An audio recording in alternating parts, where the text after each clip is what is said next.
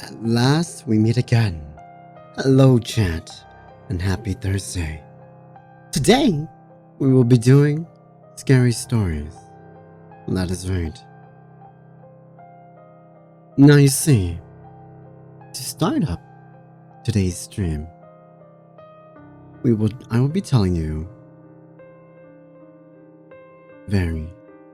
what I consider scary stories. Now, we begin with stories that are of my own experiences. That's right, of my own experiences. Now, mind you, chat, that what I tell you, you don't have to believe. But they are true as day. I know what I saw. I know exactly what I saw. I'm not crazy. I'm not. So, without further ado, shall we get started?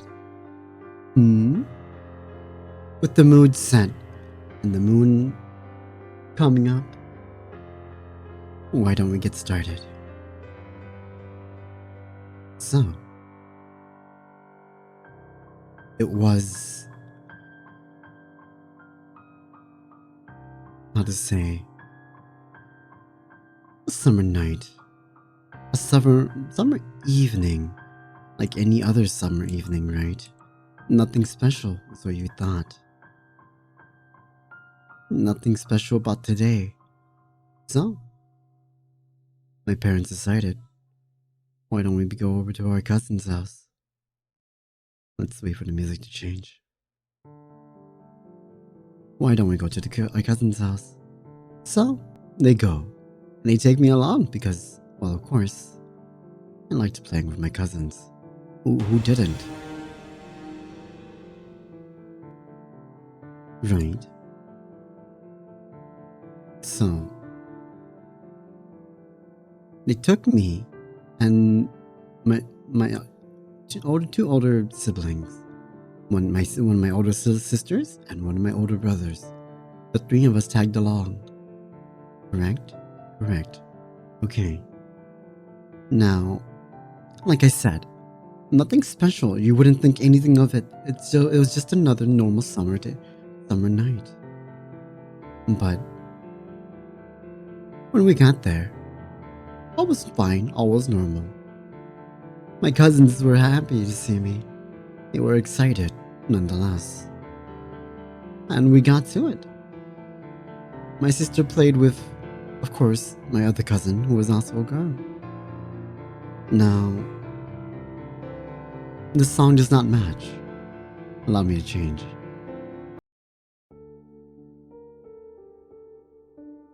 Right? Now, me and my brother, we decided, why don't we go play with the other cousins then? And yes, lo and behold, we decided, why don't we go play in the basement?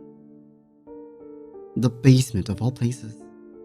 What we thought was safe wasn't as safe as we figured.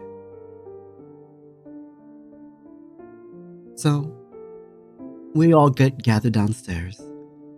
And the boys, we say, well, what are we playing? What game are we doing? Well, it started with a simple game of hide and seek. See, a very simple game of hide and seek. Now, mind you, the house they lived at the time was similarly small, but the basement you say, was rather big in its own way. It had entrances into the ground where it shouldn't, and doors that led to nowhere. Now you'll be asking yourself, who created this? Who knows, right? Hello, Nuclear Nacho. Story time, yes. Now, a lot of these doors led to just a wall. and a couple of them led to empty rooms. What was in those rooms? Nothing. My cousins, my uncle, they didn't bother to put anything in it. All that was in there was one empty box. Yes. One singular empty box. And then there was another room that led to a corridor that led to a room at the end. See? This room had nothing in it as well. It was just emptiness after emptiness in my cousin's house, this basement of theirs. So, we decided to play hide and seek. Nope, up there, you know, my YouTube was dying, but we decided to play hide and seek. At first, it was fun, right? Because you closed your eyes and the lights were still on. We found each other eventually. I was the victor because I was tiny. Of course. So, everyone got tired of that. Lo and behold, they said, Toku, why don't this time you seek? But what they didn't tell me was that there was a twist. Toku, you'll be playing in the dark. Come and find us in the dark. So, I closed my eyes.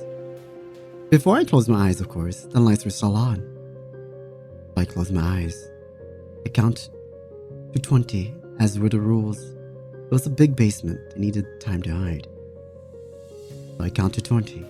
1, 2, 3, 4, 5, 6, 7. And as I counted, I heard someone walking up the stairs. Now, of course, I figured, oh, well, maybe they needed to use the bathroom because my cousin's bathroom did not have, my basement did not have a bathroom. You see, there was a sink down there, a singular sink, just with a laundry room. Now, the laundry room within itself was nothing extraordinary. It was just your average laundry room. But anyways, I heard someone walking upstairs. I figured I can use the bathroom. But when I got to 12, I felt the stairs, someone walking down the stairs again. And by the time I reached 20, I opened my eyes to darkness. It was completely quiet. Darkness around me. I wasn't sure where to look. I was young at the time, and I didn't have the layout of... Hold on. I didn't have the layout of basement at the time. Now, I started walking around in the dark, stumbling, fumbling. Right. In front of me, I see what I think is one of my cousins. I reach out, right, going, haha, I found you. But the closer I looked, as I stared more carefully, that was no normal figure. That was not even a human. Humans don't shine like that. Right? Humans don't have white outlines of themselves. It was pitch dark. I'm young, and I'm asking myself, Toku, this is your cousin, right? Toku, this is your cousin in front of you, right? That you're just about to go reach your hand out to? No, it was not my cousin. In fact, by the time I decided what I wanted to do, and I reached my hands out, it was too late. You see, I merely phased through this figure in front of me. I can't quite remember what they looked like, but I remember an apron and a slim figure. But they were bald. That was all I remembered. Their hands were up, as if they were warning me. Now, remember, chat, when I tell you that children are the gateway between the living and the dead, right? They're able to see things that we, as adults, can no longer see. I was at that exact age where I could see just that, at least to my beliefs, right? Now, when I faced this figure, I didn't think much of it at the time. Not until we got home. I faced the figure, right? And I thought I found my cousins. So I moved forward. To what part of the basement? I don't know. It was dark. I was alone. For all I know, they all could have gone upstairs and I'm wandering this dark, horrid basement alone. Now, I eventually stumbled my way into what I assumed was the empty room and with just a singular box. The box that even my cousins didn't know what was in there. Now, it was strange in that room. I'll tell you that much. There was just something not right about that room. I still remember it. The chills I had the moment I entered the room. It had a distinct smell to it. And you can feel the chill on your spine when you walk in there. Stay long enough and the room feels heavy. Now I was alone with this box. I sat next to it for a second thinking, one of my cousins must be in here, right? This is a good place to hide. Inside the box. Now, young Toku wasn't very smart. I opened the box. Yeah, it was, how would you say, empty. Right? Nothing scary. Nothing scary, but it was empty. But the box was heavy. I was confused. Why was the box heavy and why was there a singular box in this room? It was cardboard, you could feel it. I thought my cousins were in, so I reached in. But it was wet. Now mind you, chat, I couldn't tell what I was staring at. But you know when you're staring in the dark and you can kind of see outlines? When I stared in the box, I wasn't sure what I was looking at, but I know there was something in there. I felt as if it stared right back at me, right into my soul. All I know is when I put my hand in and pulled it back out, it was wet. I got curious, but not curious enough, so I decided to leave. One of my cousins was not in here. While wandering through the darkness, stumbling my way again, make my way to this hallway of theirs. And after opening what I figured were the many doors that led to nowhere, because I remember hitting my face against the walls of nothingness. It felt like I stumbled upon this hallway. If you thought the room was bad, Chad, this hallway feels like something staring at you at every given second. Especially in the dark. It feels like something is behind you, waiting to attack. Whatever entity was possessing this hallway, if there even was one, did not want me there. Did not. And as I slowly walked through the hallways as young Toku, I could feel the walls breathing. It was almost as if the hallway was alive. Right?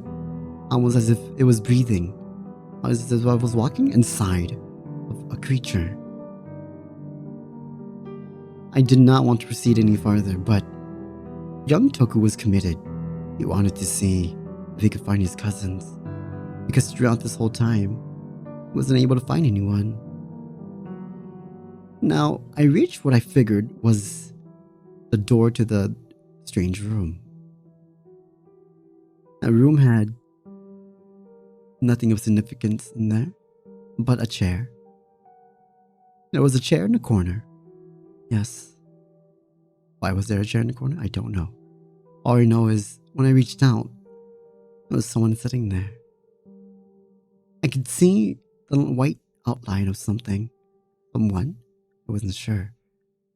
But all I remember was I yelled, "Found you," very loudly. And I heard cackles. Well, not cackles, cracking. Right? I could feel whatever I was touching was turning towards me. It was turning towards me very slowly. I felt it breathe. I thought it was my cousin. One of my cousins. So I said, "Found you, come catch me," was my very exact words. Come catch me. As I ran into darkness, just unsure who or what exactly I met. Now, I somehow found my way to the stairs. And I walk upstairs, right? And I go, "Haha, you can't catch me." As I hear something walking up behind me. And I stumble my way upstairs. And I open the door to the basement. And I go, "You'll never catch me, correct?" Not, And then I close the door. All I heard was a loud bang.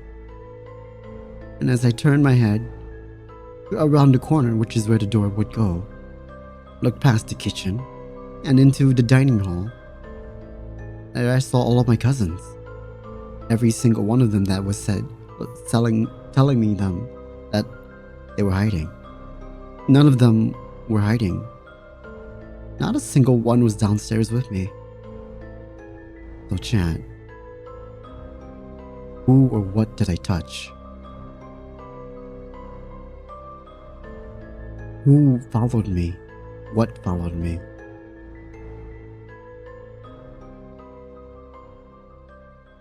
Now, fast forward a few years. We found out that house was haunted. It had some rather dark history on the ground it was built upon. Yes, some rather interesting history. You see, a family died there, in the basement. Now, I don't know where exactly, but when they moved out, that exact year when they found out that the house was haunted, it finally clicked in my head.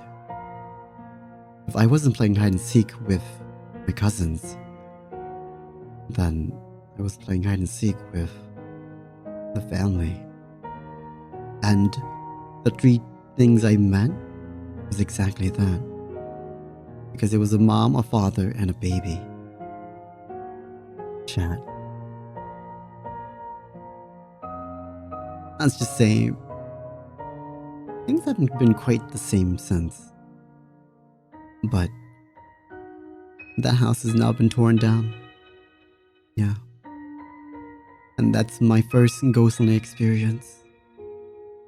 My first personal ghostly experience. I don't know if it was that scary to you guys, but I figured I'd tell you guys. Because it is, after all, my personal experience. Okay. There's that.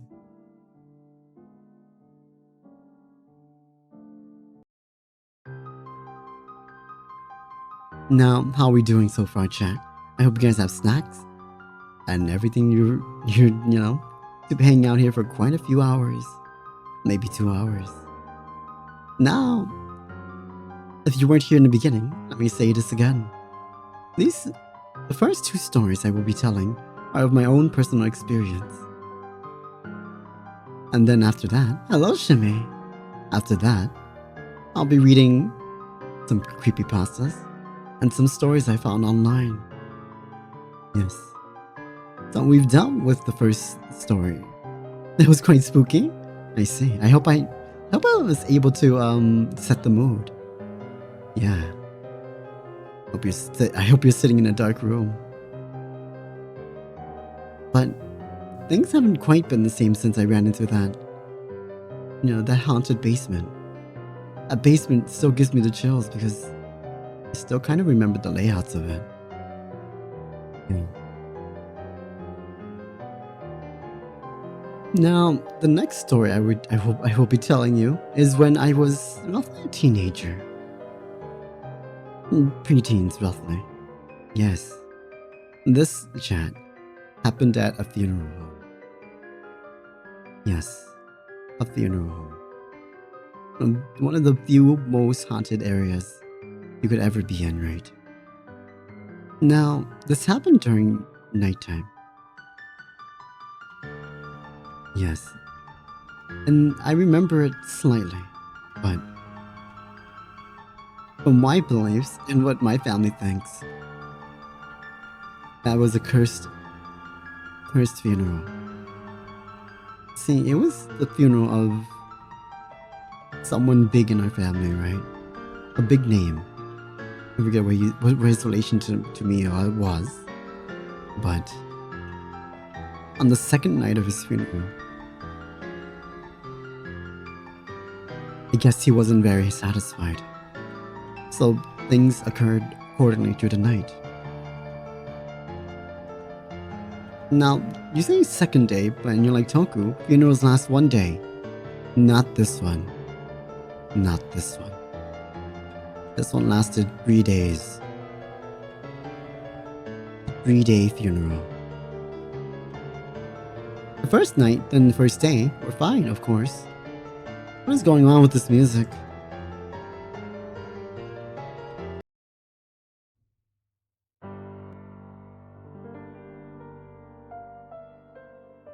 So, on the second day, things were quite normal. It wasn't until noon that things started feeling off. Very off. You see, I was there personally when a singular chair and table broke. No one was sitting on it. Nothing was on the table. It just happened to break. Now, we didn't think much of it at the time. But according to what our beliefs were, the spirit of the dead was not satisfied. We must have did something wrong, is what they said. The elders said. What could we do to make them happy? They thought and thought. I was there, helping clean up the table, I guess. Now, we didn't think much of it, like I said. But come the evening time, when most of the guests have left, that's when things started getting weird. That's when things started getting really weird. It was around 9 p.m. was when things started hitting. The first thing that everyone noticed was running water. Just random running water. You could turn it off, but it would turn back on. Again, we didn't think much of it. We probably thought, oh, faulty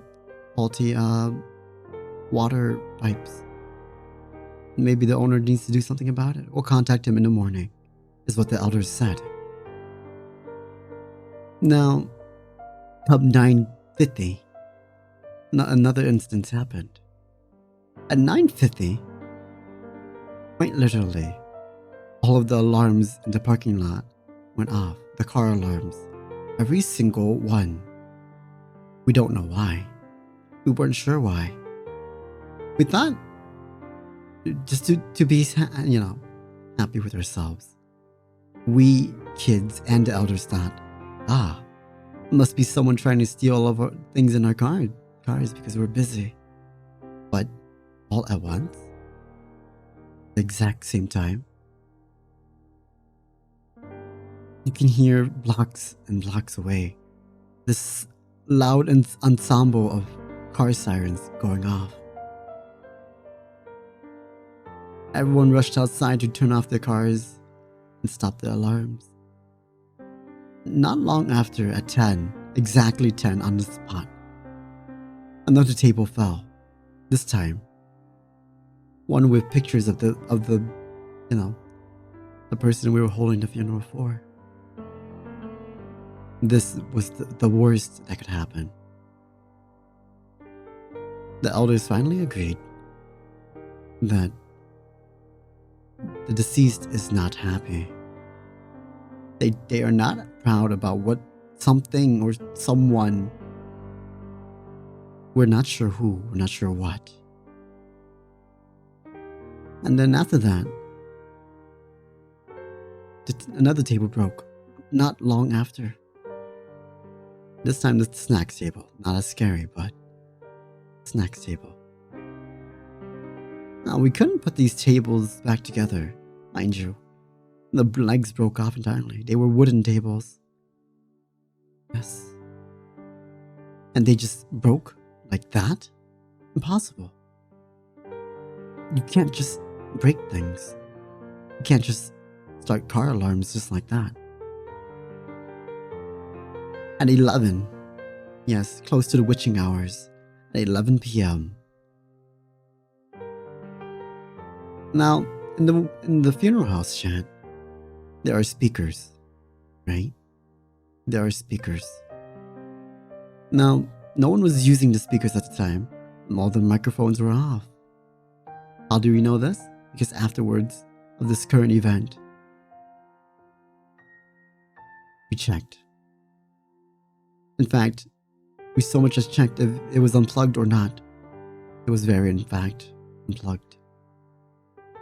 Now, at exactly 11, like I said, a noise came out from the speakers. A noise that sounded like someone was groaning.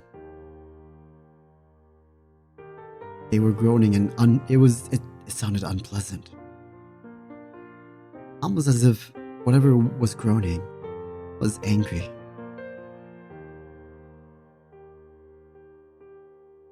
Now, for the few of us, at least a good 15 people in the building,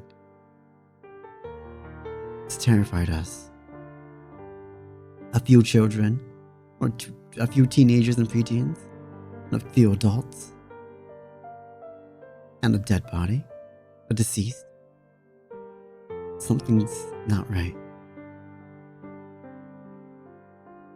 And we begged and we asked, what can we do to make you happy? All we heard were groans from the speakers.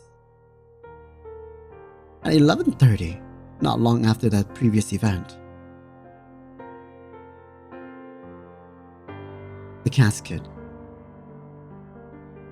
of the deceased fell. It was not a good time. Their body landed, how to say, downwards, right?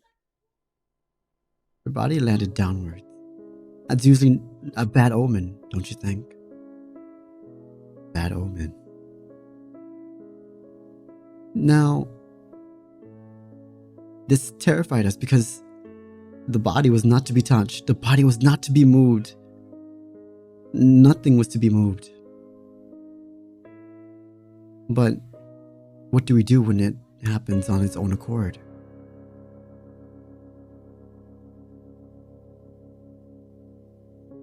At 12 p.m., we did prayers. Oh, 12 a.m. I guess. 12 a.m. we did our prayers to wish for a good passing for this person. Chat, when I tell you that there was no storm that night, and at that exact moment, the lights went out, and there was all of a sudden a storm, you must believe me that the lights went out. For a quick second, then the lights flickered. Did the body get up? We don't know. But all we know was the lights flickered on and off for a good 10 minutes. And then the elders were worried. So they went to go check on the body. They looked at the face. You see, the face died pleasantly, right? It left a default neutral human face. But when they went to go check on the elderly's face, the deceased face, it was angry. Almost as if it would get up at any second and take all us out, kill all of us at any given second. And when they looked at the face, it seemed unsatisfied. It was the face of a very angry man. Once again, the lights went out, and for the rest of the night, we walked in darkness.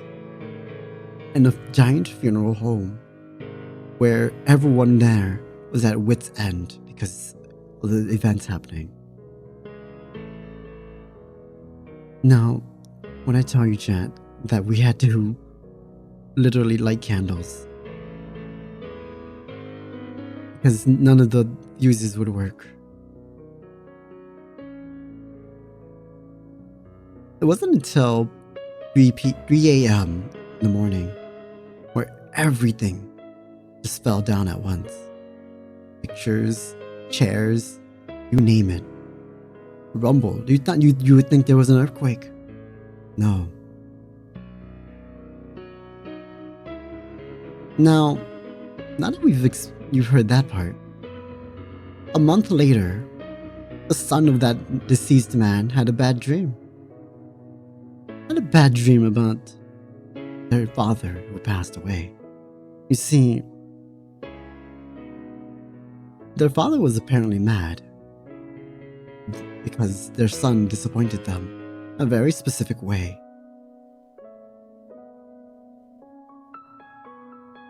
The son they didn't fulfill their will, pretty much. They did not fulfill the will. The will wanted the son to not show up. What did the son do? The son showed up. In fact, he was there that exact night that we stayed. This song, please. It was there that exact night with us,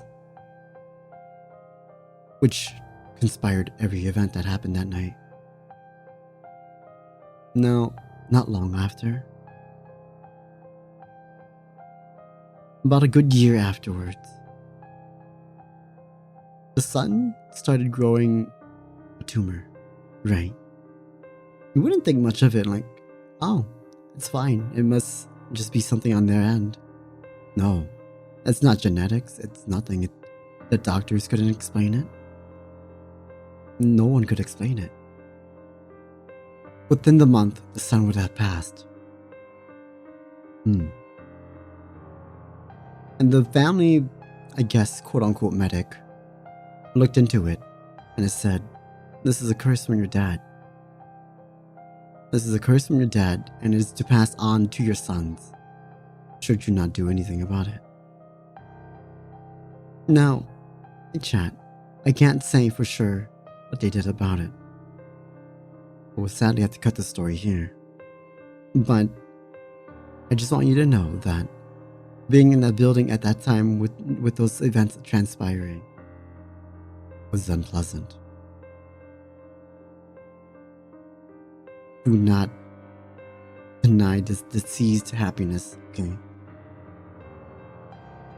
But yeah, those are my 2 experiences with the undead. What about you guys? Have you guys ever experienced anything with the undead?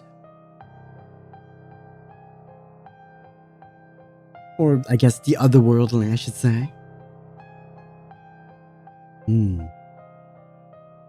Now, I know my stories weren't that scary, right? But from here on, we'll be reading other stories I find. I have found, I should say. Yes. So, for today's rules, we'll go off of this little thing I like to call the survival guide. Are you ready?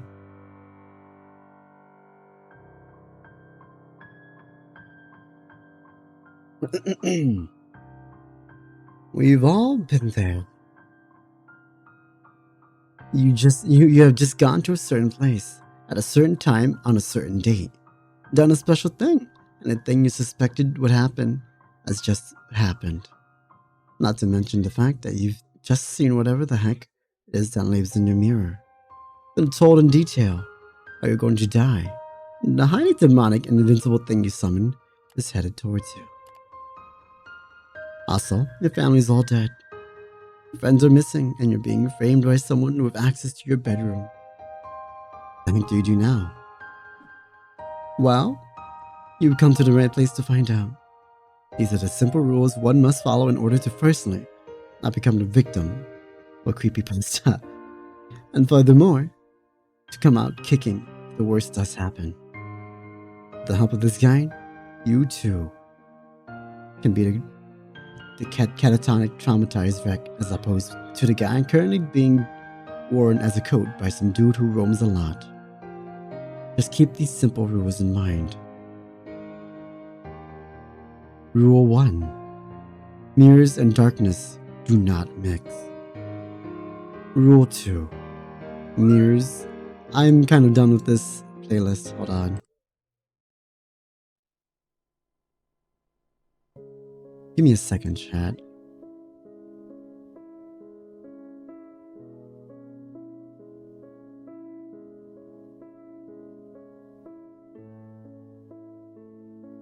Boop, boop, boop, boop.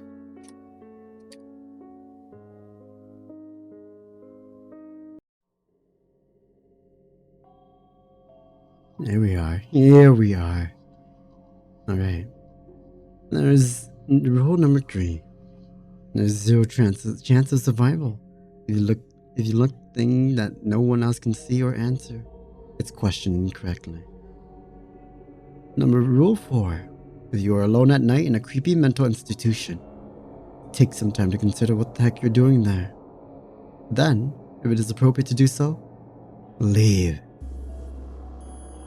Rule 5. Avoid going to places where everyone else who went there never came back or died. Rule number 6.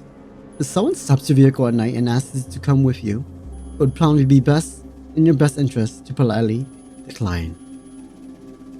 Rule number 7. Killing is the last method of survival. Use it sparingly but without fear. Rule number 8. Who was phone? Is always a good thing to ponder. Also, who the heck answers the phone? Rule number 9. Get a simple 88 revolver loaded with 2 silver bullets. I really feel like there's no chance to come out alive of a situation. Take one shot at whatever's threatening you. But this doesn't work. You got the last shot to become a hero with. Rule 10. Area 51 is simply too well guarded to let you in, or let any aliens out. 11. When going to a hotel, try to steer clear of unauthorized areas. If you couldn't resist but you saw a red thing, take some time to consider the price range and hotel standard on your next visit. Have you ever stayed at a haunted Hilton? Rule number 12. When booking your hotel stay, TripAdvisor can be an invaluable tool to deeming whether your choice is the scene of a multiple murder full of dead people built on the mouth of hell. Local newspapers can also help. Number 13. Invoking demons, speaking weird languages, and performing rituals of any kind is considered dangerous. Refrain from doing that, especially around abandoned warehouses, churches, psychiatric institutions, horses, and your house in front of a mirror at night. Understand, chat? Good? You with me so far? Okay. Rule number 14. When going to a new area, environmental understanding is a key to survival. Ask around the cursed places, legends, dangers, and other tales. Listen to the local people's advice, and don't be afraid to ask if you're unsure which attacks and disappearances are paranormal and which aren't. 15. Always have a Bible next to your bed. Provides average reading material. Yeah. Proof of beliefs and a really heavy object to throw at enemies. Okay, that one's kind of funny. A very heavy object to throw at enemies.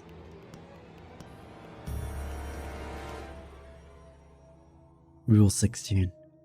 Don't count on holy water. Get a sturdy vial of sulfuric acid and let a priest consecrate it. Rule 17. Japanese priests cleanse rooms by waving katana swords around. The ritual is 100% effective on corporeal forms. Understand? And Rule 18. If you find 666 messages on your phone, mailbox, email, etc., consider changing the said service provider. Also, don't bother listening and reading the messages. It's spam. Extra dimensional, possibly, but spam nonetheless. Rule 19. Old pharmaceutical companies can't help you, unless you specifically need blood of the innocent, snake oil, and radioactive syrup, which is never. 20. If you need to sign it in blood, you do not need to sign it. All mainstream and governing bodies will accept contracts signed in ink. Bear this in mind if offered deals that seem too good to be true. Rule 21. Lighthouses are dangerous. Avoid them at all costs. If you work at a lighthouse, consider a career in insurance sales or veterinary care. Rule 22. There is simply no reason to listen to music that causes suicidal tendencies, or to watch films that have had strange, disastrous consequences. Rule 23. If you like to plan ahead and have some money, buy your auntie and uncle a house in Bel Air. Nothing can harm you there, no matter how scared your mother is. Rule 24. Secret, secluded, untouched places and old buildings are left untouched for a reason. Pioneers never say die, but in fact they do have an unusually high mortality rate. 25. Before you start, I'm not feeling this playlist either.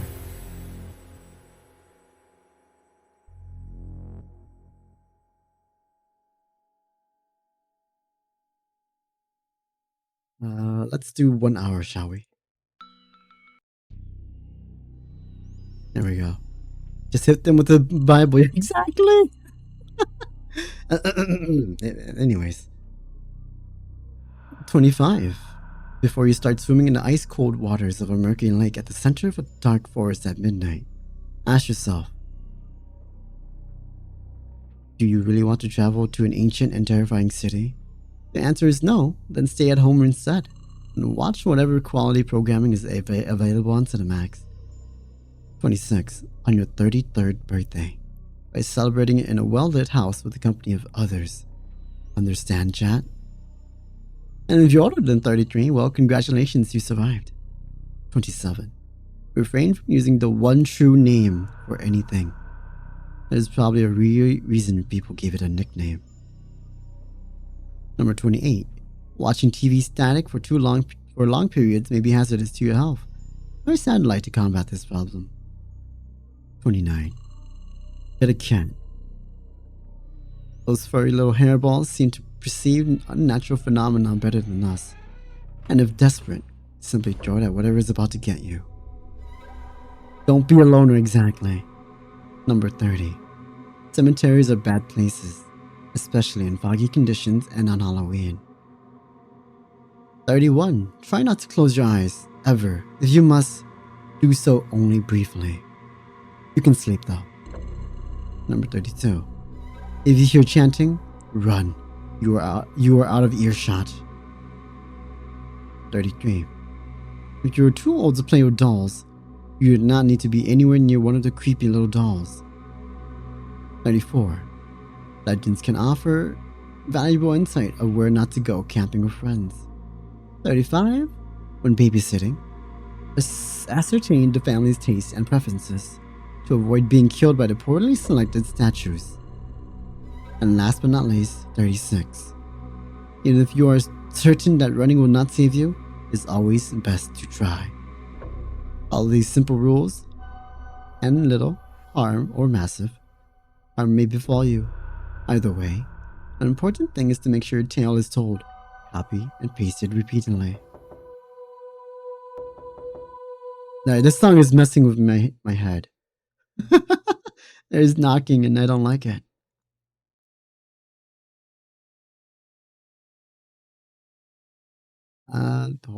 Horror BGM. This? Okay. Now that we've got the survival rules down, chat, the first story of the night, that besides my own, is called Bedtime. Ready? Now we have your snacks and everything ready? And set? Okay. Part 1. The beginning. Bedtime is supposed to be a happy event for a tired child. For me, it was terrifying. While some children might complain about being put to bed before they have finished watching a film or playing their favorite video game, when I was a child, nighttime was something to truly fear. Something in the back of my mind it still is. As someone who is trained in the sciences, I cannot prove that what happened to me was objectively real. But I can swear that what I experienced was genuine horror. A fear in which my life, I'm glad to say, has never been equaled. I will relate it to you all now as best as I can. Make of it what you will, but I'll be glad to get it off my chest. I can't remember exactly when it started, but my apprehension towards falling asleep seemed to correspond with being moved into a room of my own. I was 8 years old at the time, and until then I had shared a room quite happily with my older brother. As is perfectly understandable for a boy 5 years my senior. My brother eventually wished for a room of his own, and as a result, I was given the room at the back of the house. It was a small, narrow yet oddly elongated room, large enough for a bed. A couple of chests of drawers, but not much else. I couldn't really complain because even at that age, I understood that we did not have a large house, and I had no real cause to be disappointed. As my family was both loving and caring, it was a happy childhood during the day. A solitary window looked out onto our back garden. Nothing out of the ordinary, but even during the day, the light which crept into that room seemed almost hesitant. As my brother was given a new bed, I was given the bunk air beds, which we used to share. I was upset about sleeping on my own. I was excited at the thought of being able to sleep in the top bunk, which seemed far more adventurous to me. The very first night, I remember a strange feeling of unease creeping slowly from the back of my mind. I lay on the top bunk, staring down at my action figures and cars strewn across the green-blue carpet. As imaginary battles and adventures took place between the toys and the floor, I couldn't help but feel that my eyes were being slowly drawn towards the bottom bunk. As if something was moving in the corner of my eye. Something which did not wish to be seen. The bunk was empty, impeccably made with a dark blue blanket tucked in neatly, partially covering two rather bland white pillows. I didn't think anything of it at the time. I was a child. A noise slipping under my door from my parents' television bathed me in a warmth of safety and well-being. I fell asleep. When you awaken from a deep sleep to something moving or stirring, it can take a few moments for you to truly understand what is happening. The fog of sleep hangs over your eyes and ears when you're lucid. Something was moving. There's no doubt about that. At first, I wasn't sure what it was. Everything was dark. Almost pitch black. But there was enough light creeping in from outside to outline that nearly suffocating room.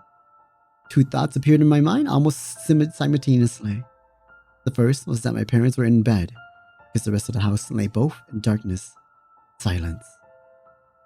The second thought turned to the noise, a noise which had obviously woken me. As the last cobwebs of sleep withered from my mind, the noise took on a more familiar form. Sometimes the simplest of sounds can be the most unnerving. A cold wind whistling through the tree outside, the neighbor's footsteps uncomfortably close, or, in this case, the sound of bed sheets rustling in the dark. That was it. The bed sheets rustling in the dark, as if some disturbed sleeper was attempting to get all too comfortable in my bottom bunk. I lay there in disbelief, thinking that the noise was neither my imagination, or perhaps just my pet cat finding somewhere comfortable to spend the night. It was then that I noticed my door, shut as it had been as I had fallen asleep. Perhaps my mom checked in on me and the cat had sneaked into my room then. Yes, that must have been it. I turned to face the wall, closing my eyes in the vain hope that I could fall back to sleep. As I moved, the rustling noise from underneath me ceased. I thought that I might have disturbed my cat, but quickly I realized that the visitor in the bottom bunk was much less mundane than my pet, trying to sleep, and much more sinister.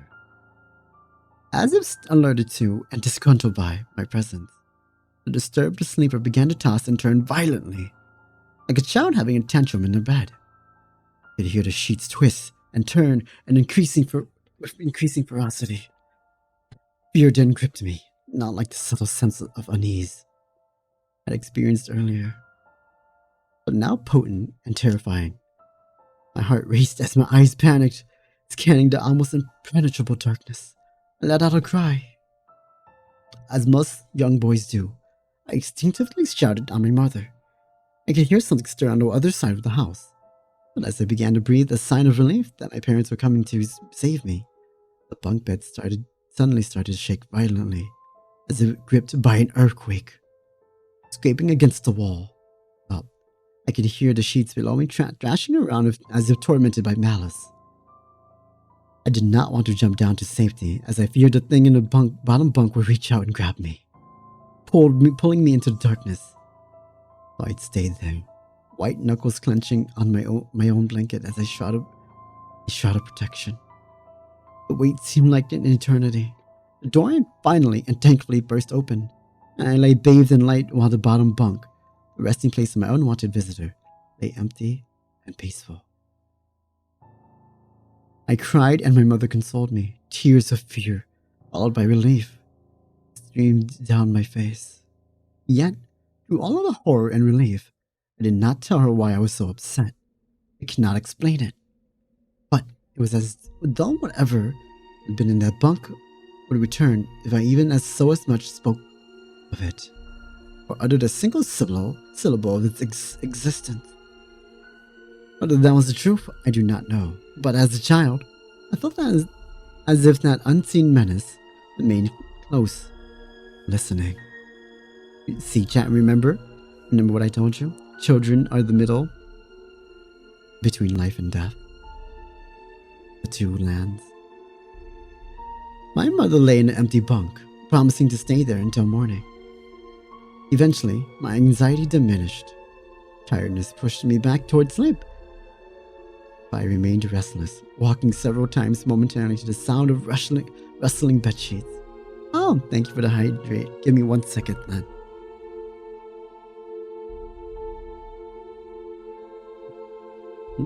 Water. Thank you. I remember the next day wanting to go anywhere, be anywhere, but in that narrow, suffocating room. It was It was a Saturday, and I played outside, quite happily with my friends. Although our house was not large, we were lucky to have a long, sloping garden in the back. We played there often, as much of it was overgrown, and we could hide in the bushes, climbing a high sycamore tree which towered above all else, and easily imagine ourselves in the throes of a grand adventure in some untamed exotic land. As fun as it all was, occasionally, my eye would turn to that small window, ordinary, slight, and incautious. But for me, that thin boundary is looking glass into a strange, cold packet of dread. Outside, the lush green surroundings of our garden filled with the smiling faces of my friends could not extinguish the creeping feeling crawling its way up my spine. each hair standing on end. The feeling of something in that room watching me play, waiting for the night when I could be alone, eagerly filled me with hate. It may sound strange to you, but by the time my parents ushered me back into that room for the night, I said nothing. I didn't protest. I didn't even make an excuse as to why I couldn't sleep there. I simply and sullenly walked into that room, climbed a few steps into the top bunk, and then waited. As an adult, I would be telling everyone about my experience. But even at that age, I felt almost silly to be talking about something which I really had no evidence for. I would be lying. However, I said that was my primary reason. I still felt that this thing would be enraged if I so much as spoke of it. Funny how certain words can remain hidden from your mind. No matter how blatant or obvious they are, one word came to me that second night, lying there in the darkness alone, frightened, aware of a rotten change in the atmosphere, thickening of the air as if something had displaced it. As I heard the first casual twist of the bed sheets below, the first anxious increase of my heartbeat at the realization that something was once again in the bottom bunk. That word, a word which had been sent into exile, filtered upon my consciousness, breaking free of all repression, gasping for air, screaming, etching, and carving itself into my mind. Ghost. As this thought came to me, I noticed that my unwelcome visitor had ceased moving. The bedsheets lay calm and dormant. They had been replaced by something far more hideous. A slow, rhythmic breathing. My Kishi-kan, thank you for the follow. A slow, rhythmic, rasping breathing. Thank you for the posture check. Heaved and escaped from the thing below. I could imagine its chest rising and falling with each sordid, wheezing, and garbled breath. I shuddered and hoped beyond all hope that it would leave without occurrence. The house lay, as it had the previous night, a thick blanket of darkness. Silence prevailed, but all but the perverted breath of my, as yet unseen, bunkmate. I lay there terrified. I just wanted this thing to go, to leave me alone. What did it want? Then something unmistakably chilling transpired. It moved. It moved in a way different from before. When it drew itself around the bottom bunk, it seemed unrestrained, without purpose, without almost animalistic.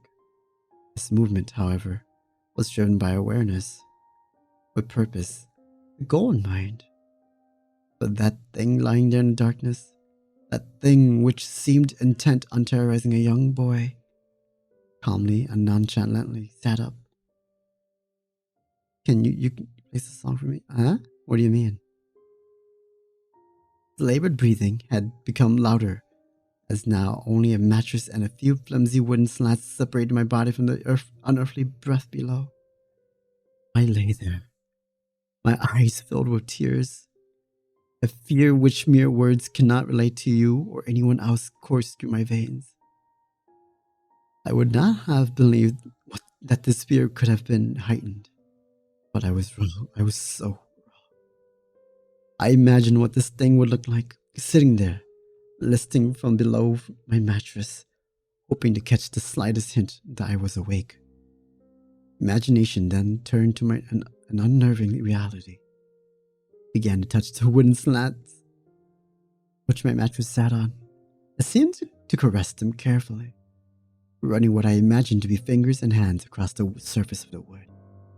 Then, with great force, prodded angrily between two slats into the mattress. Even through the padding, it felt as though someone has viciously stuck their fingers into my sides. I let out an almighty cry, and the wheezing, shaking, and moving thing in the bunk below replied in kind by violently vibrating the bunk as it had done the night before. Small flakes of paint powdered into my blanket on the wall as the frame of the bed scraped along it, backwards and forwards. Once again I was bathed in light, and there stood my mother, loving, caring as she always was. A comforting hug and calming words which eventually subdued my hysteria. Of course, she asked what was wrong, but I could not say. I dared not say. I simply said one word over and over and over again. Nightmare. This pattern of events continued for weeks, if not months. Night after night, I would awaken to the sound of rustling sheets. Each time I would scream as not to provide this abomination with time to prod and feel for me. Each cry, the bed would shake violently, stopping with the arrival of my mother, who would spend the rest of the night in the bottom bunk, seemingly unaware of the sinister force torturing her son nightly. Along the way, I managed to feign illness a few times and come up with some other less than truthful reasons for sleeping in my parents' bed. But more often than not, I would be alone for the first few hours of each night in that place. A room where the light from the outside did not sit right. Alone with that thing. With time, you can become synthesized to almost anything, no matter how horrific. I came to realize that, for whatever reason, this thing could not harm me when my mother was present. I'm sure the same would have been said for my father, but as loving as he was, waking him from sleep was almost impossible. After a few months, I had grown accustomed to my nightly visitor. Do not mistake this for some unearthly friendship. I detested the thing. I still feared it greatly, as I could almost sense its desires and its personality. If you could call it that. One filled with a perverted and twisted hatred, yet longing for me, perhaps all things. My greatest fears were realized in the winter. The days grew short, the longer nights merely provided this wretch with great more opportunities. It was a difficult time for my family. My grandmother, a wonderfully kind and gentle woman, had deteriorated greatly since the death of my grandfather. My mother was trying her best to keep her in the community as long as possible. However, dementia is a cruel and degenerative illness, robbing a person of their memories one day at a time. Soon, she recognized none of us, and it became clear that she would need to be moved from her house to a nursing home. Before she could be moved, my grandmother had a particularly difficult few nights, and my mother decided that she would stay with her. As much as I loved my grandmother and felt nothing but anguish at her illness, to this day I feel guilty that my first thoughts were not of her, but of what that nightly visitor may do. But I had become aware of my mother's absence, her presence being the only thing which I was sure was protecting me from the full horror of this thing's reach. I rushed home from school that day and immediately wrenched the bed sheets and mattress from the lower bunk, removing all of the slats and placing an old desk, a chest of drawers, some chairs, and which we kept in a cupboard where the bottom bunk used to be. I told my father I was making an office, which she found adorable, but I would be damned if I'd give that thing a place to sleep for one more night. As the darkness approached, I lay there knowing my mother was not in the house. I did not know what to do. My only impulse was to sneak into her jewelry box, take a small family crucifix, which I had seen there before. While my family is not very religious, at that age I still believed in God and hoped that, somehow, this would protect me. Although fearful and anxious, while gripping the crucifix under my pillow tightly in one hand, sleep eventually came as I drifted off to sleep. I hoped that I would awaken in the morning without incident. Unfortunately, that night was the most terrifying of all. I woke gradually. The room was once again dark. As my eyes adjusted, I could gradually make out the window, the door, and the walls. Some toys on the shelf, and even to this day, I shudder to think of it, but there was no noise. No rustling of sheets, no movement at all. The room felt lifeless, yet not empty. A nightly visitor, that unwelcoming, wheezing, hate-filled thing which had terrorized me night after night, was not in the bottom bunk. It was in my bed. I opened my mouth to scream, but nothing came out. Utter terror had shaken the very sound from my voice. I lay motionless. If I could not scream, I did not want to let it know I was awake. I had not yet seen it, I could only feel it. It was obscured under my blanket. I could see its outline, and I could feel its presence, but I dared not look. The weight of it pressed down on top of me, a sensation I will never forget. When I say that hours passed, I do not exaggerate. Laying there motionless in the darkness, I was every bit scared and frightened. Young boy. If it had been during the summer months, it would have been light by then, but the grass for winter is long and unrelenting. I knew it would be hours before sunrise. A sunrise which I yearned for. I was a timid child by nature. But I reached a breaking point, a moment where I could wait no more. I could survive under this intimately deviant abomination no longer. Fear can sometimes wear you out, make you threadbare, a shell of nerves leaving only the slightest trace of you behind. I had to get out of that bed. Then I remembered the crucifix. My hand still lay under the pillow, but it was empty. I slowly moved my wrist around to find it, minimizing as best as I could the sound and vibrations caused. But it could not be found. I'd either knocked it off the top bunk, or it had, and I'm embarrassed to think of it, been taken from my hand. Without the crucifix, I lost any sense of hope. Even at such a young age, you can be acutely aware of what death is, and intensely frightened of it. I knew I was going to die in that bed if I lay there, dormant, passive, doing nothing. I had to leave that room behind, but how? Should I leap from the bed and hope that I make it to the door? What if it's faster than me? Or should I slowly slip out of that top bunk, not hoping to disturb my uncanny bedfellow? Realizing that it had not been stirred when I moved, trying to find a crucifix, I began to have the strangest of thoughts. What if it was asleep? I hadn't so much as breathed since I had woken up. Perhaps it was resting, believing that it had finally got me, that I was finally in its grasp, or perhaps it was toying with me.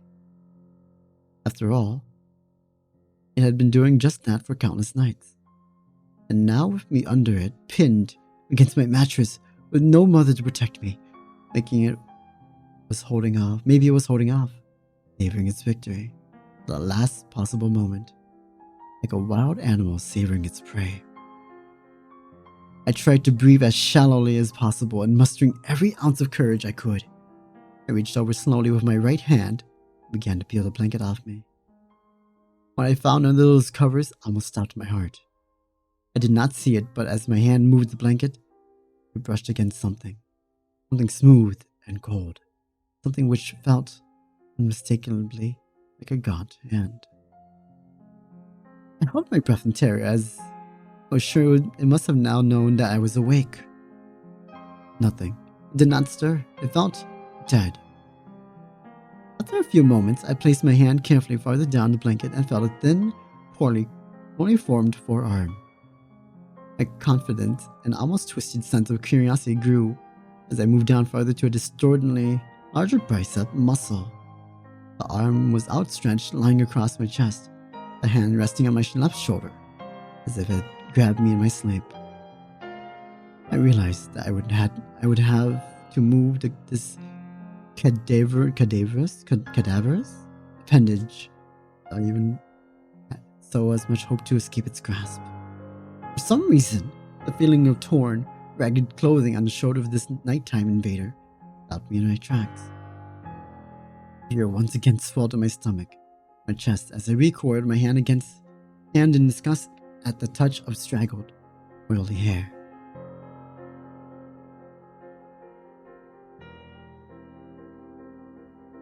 I could not bring myself to touch his face, although I wonder to this very day what it would have felt like. Dear God, it moved. It moved. It was subtle, but it gripped on my shoulder, across my body strengthened. No tears came, but God, how I wanted to cry. As its hand and arm slowly coiled around me, my right leg brushed along the cool wall which the bed lay against. Of all of that happened to me in that room, this was the strangest. I realized that this clutching, rancid thing, which drew great delights from violating a young boy's bed, was not entirely on top of me. It was sticking out from the wall, like a spider sticking out of its lair. Suddenly, its grip moved from a slow tightening to a sudden squeeze. It pulled and clawed at my clothes as if frightened that the opportunity would soon pass. I fought against it, but its emaciated arm was too strong for me. Its head rose up withering, wreathing and contorting under the blanket.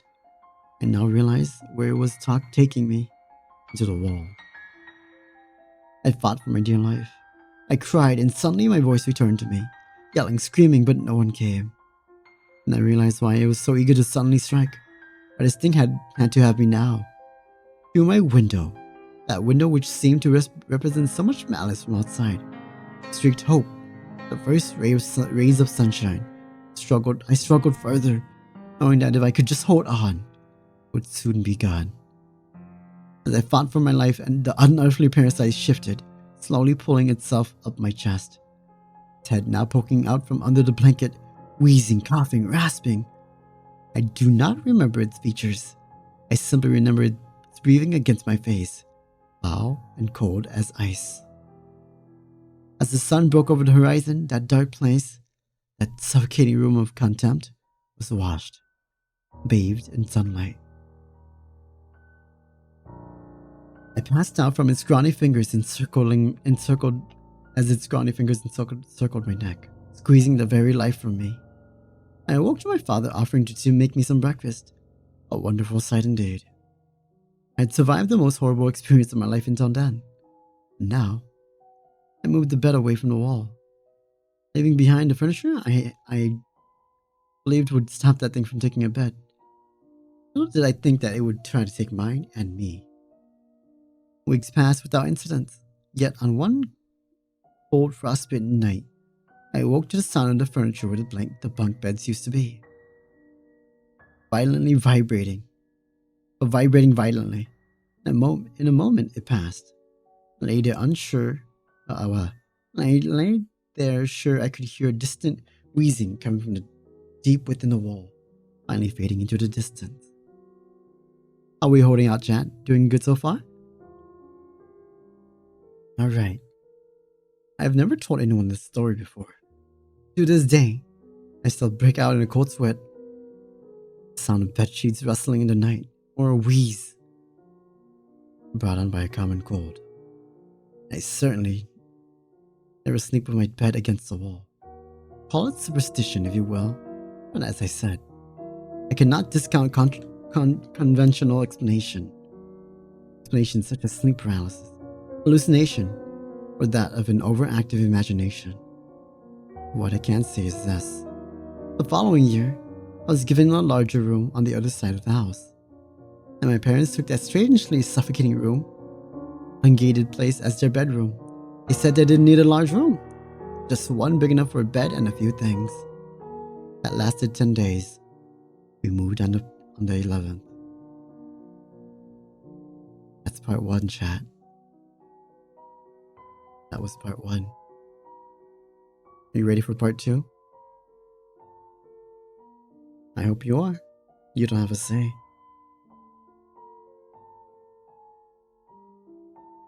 After writing my account of an horrific experience I had as an 8-year-old child, many have encouraged me to speak about the aftermath. I had been hesitant to do so as I have felt unsettled since I broke my silence. Sleep has not come to me these last few nights. My skepticism, however, remains resilient, and as such I will tell of one I experienced in the other room. This won't be long, as what occurred only took place over a few days. That was more than enough for me. If you recall, after that unwelcome nightly visitor left me, I was moved into another bedroom a year later. This room was much larger than the previous one, and had a warm and welcoming atmosphere to it. Some places feel bad. The room before felt foul, but this one did not. Thankfully, I was given a normal bed. The previous one was taken apart and thrown out. A welcome sight, I might add. I loved my new room. I enjoyed the space. Space for all of my toys. I was happy that the space was large enough to have my friends drop by, but most of all, I was relieved to just be out of that uneasy or boding part of the house. On the first night, I slept more soundly than I had done for a long time.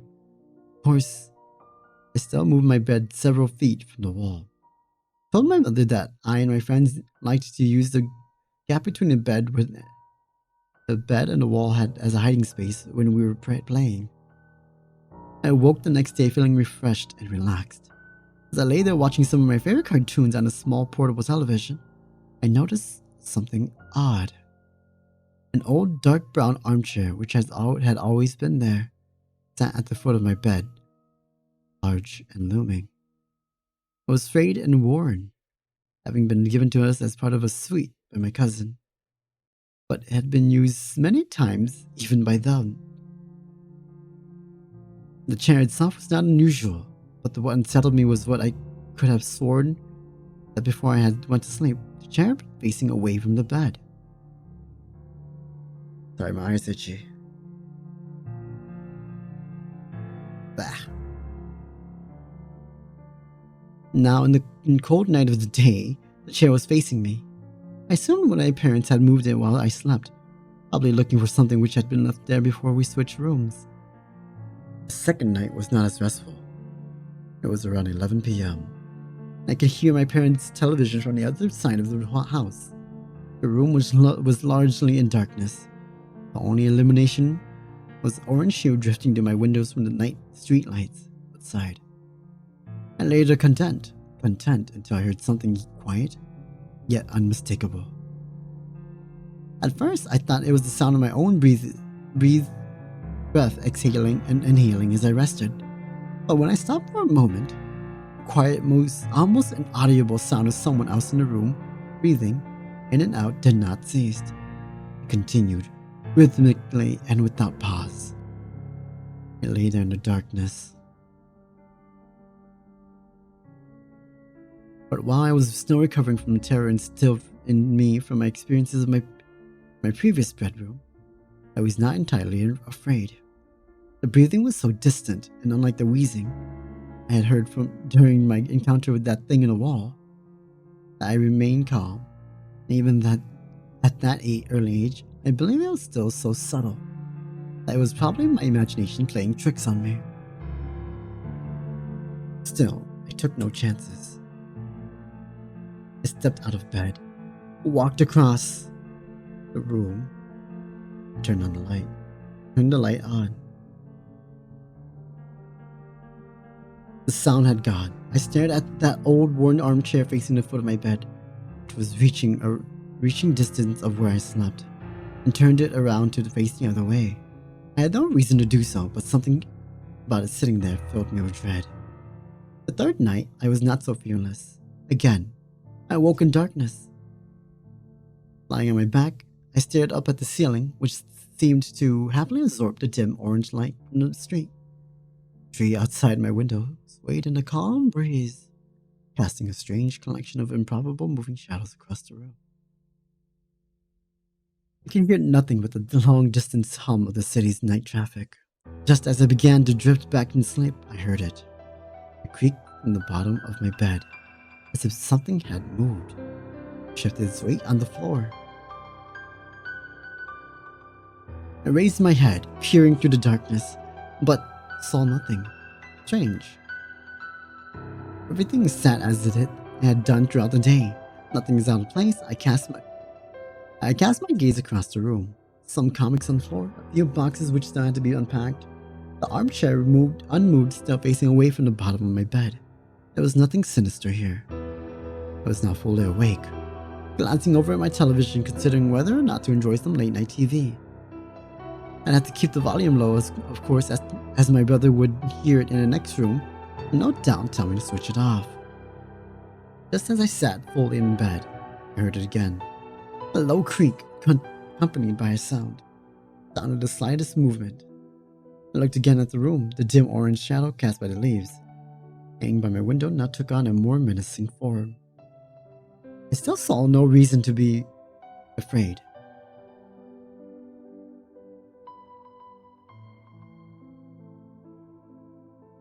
I stared at the chair at the end of my bed and saw nothing. Oh, sorry. Where would I leave off?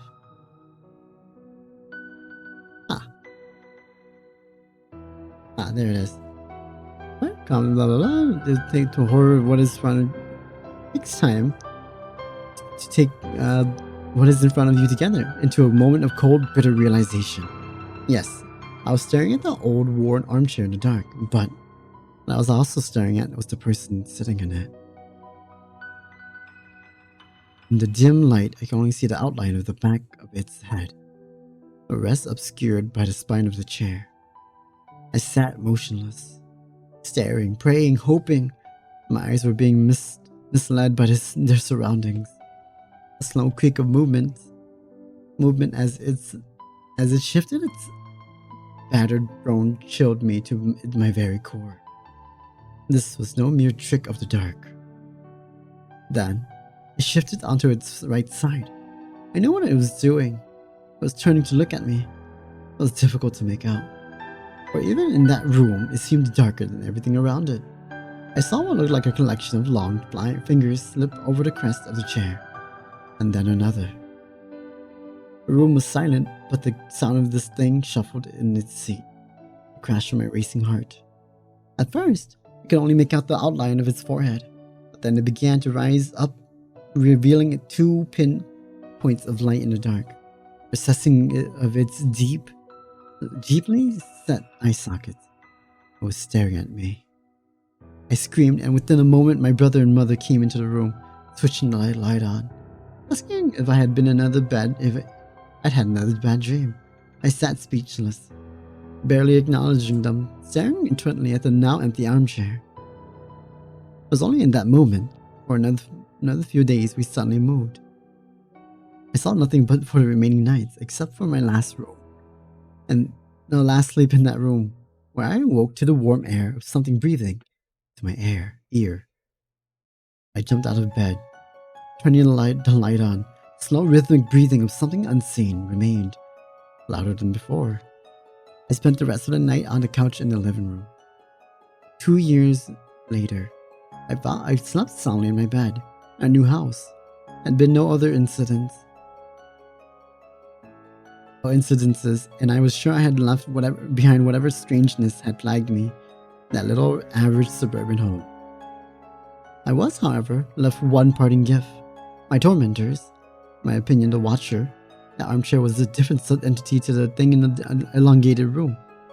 I had one last surprise in store for me, like an animal claiming its territory. It was not entirely out for their grasp. For one last terrifying moment, I felt the presence of those things. I lay there sound asleep, 2 years since those horrifying experiences. I was in the throes of a nightmare, and suddenly, happily found myself awake, safe and sound in my bed. The room was darker than usual. I breathed a sigh of relief, as one does when waking up from a nightmare. But the room was so dark. I could see nothing at all. As if something had snuffed out the light, I chuckled to myself, realizing that I might have pulled my blanket up and over my face while sleeping. The cotton blanket felt cool against me. The air was a little too warm, almost stifling. Just as I was about to remove the blanket for some air, I heard it. The last time I heard that. The rhythmic breathing of the watcher at the end of my bed. Fear gripped me, followed by anger and despair. Why could I not be left alone? Sorry, I'm like burping or something.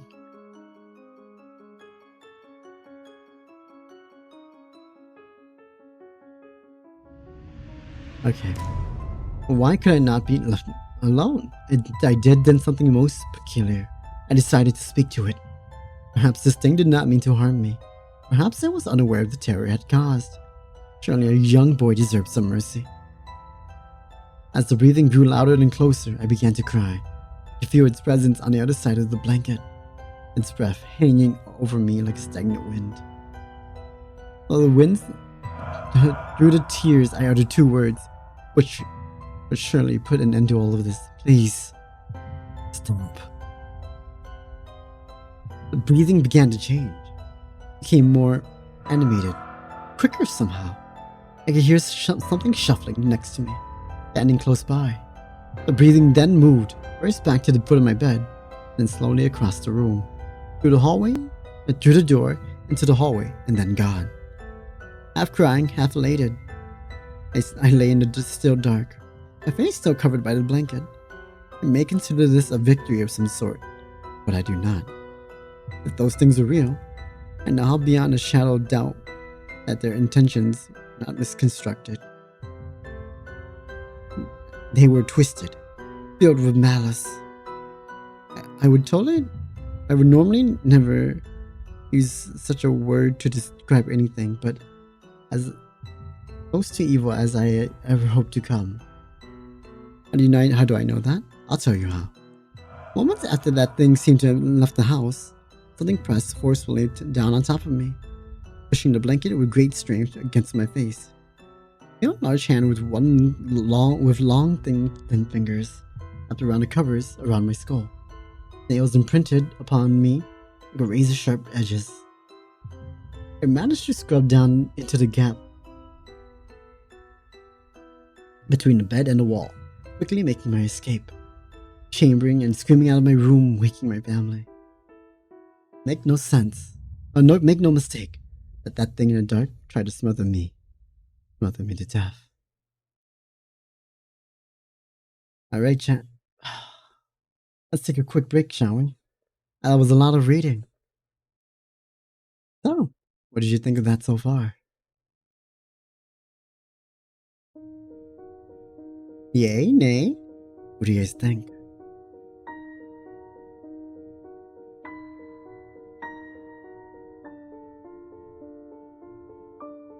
Okay. I see. Okay. Oh. That's good. That's good. Still check? Okay. Okay, you caught me. You caught me. Now, the advertisements I'm seeing on the side here, chat, is a little unnerving. Because it's showing me bunk beds, children's pajama sets, and sheets. And these are not scripted, mind you. This is just the website stealing cookies or something. Anyways, we move on to part 3, shall we? Unless you've got questions for me. It's taking my data. Kind of. That's the spookiest thing yet. And soon it'll be taking me. I won't be here much longer, chat. They know I know. That's fine. Is it hot? Is it hot? That's the real question here.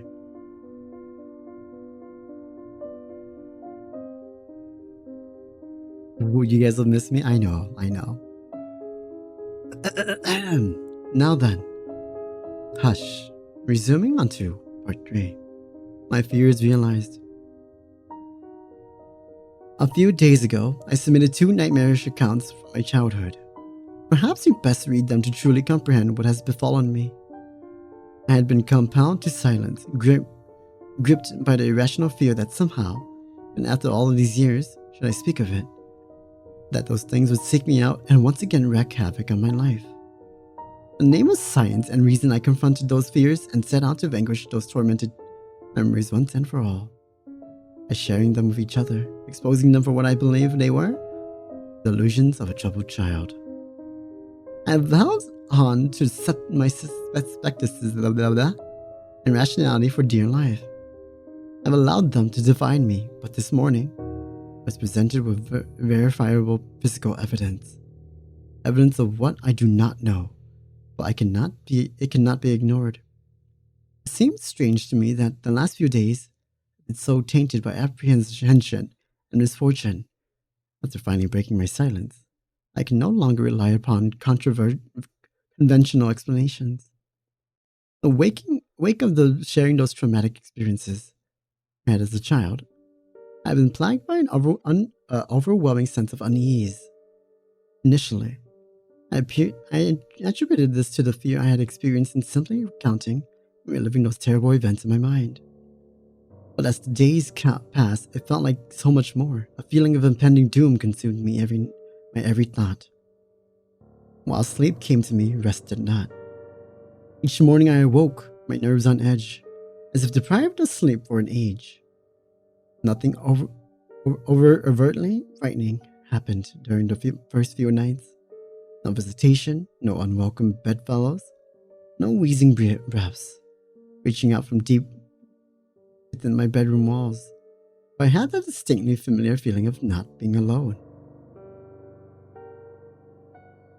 Do not misunderstand. I did not sense someone in the room with me. I did not hear, smell, or feel anything remotely supernatural. But throughout my days and nights, I have sensed something subtle, almost on the periphery of my awareness. A feeling that something is on its way. Something is coming. Like the first few stagnant blasts of air from a subway tunnel, heralding the arrival of a lurching, unstoppable monstrosity. Surprising, yet expected. My sense of unease grew with each passing day, pushing its way under my skin, deep into my mind like some form of cancerous infection. I tried to focus my attention on various writing projects, in a vain attempt to fill my mind up to the brim with other thoughts, hopefully leaving no room for those contaminated memories. But those thoughts came to me nonetheless. My anxiety gained momentum until I could think of nothing else. I had to do something. I'd studied psychology for years at university. With this, I knew that anxiety is often a result of a loss of control. That one of the most effective ways to combat it is to empower oneself. This is what I intend to do. Not foolhardy, but I was going to go back to that place, that house where those terrible events took place. I was going to confront those memories and expose them for what they were. Nonsense. It was an hour's drive to my old home. But it was one filled with elation. I was confident, at ease, happy. I was in control now, and nothing was going to get in my way, showing that the place I had feared my entire life was nothing but an average, humdrum, harmless little suburban house. Playfully negotiating the country roads and motorway, finally made it to the city. Gradually, the streets began to take on a familiar appearance. Memories of playing in that neighborhood came flooding back to me. A play park with my favorite slide, an ash pitch where we used to play football. My schoolyard filled with hide and seek and friendships long since abandoned, but never forgotten. My mind wandered through these memories like a prodigal son walking home. Wandered so much that before I'd realized it, I was pulling into the street where I had once lived. The road was long and disappeared far into the distance, finally entering into a sharp, blind turn. It was an old neighborhood. And the music is gone. There we go. It was an old neighborhood and had been planned and built long before the advent of the car. This was evident by the narrowness of its roads, creating a strangely claustrophobic feeling, as if the houses on each side rose up, glaring at passerbys. I slowed my speed and cast my eye over each house that I passed. It was a uniform place, with every house looking not dissimilar.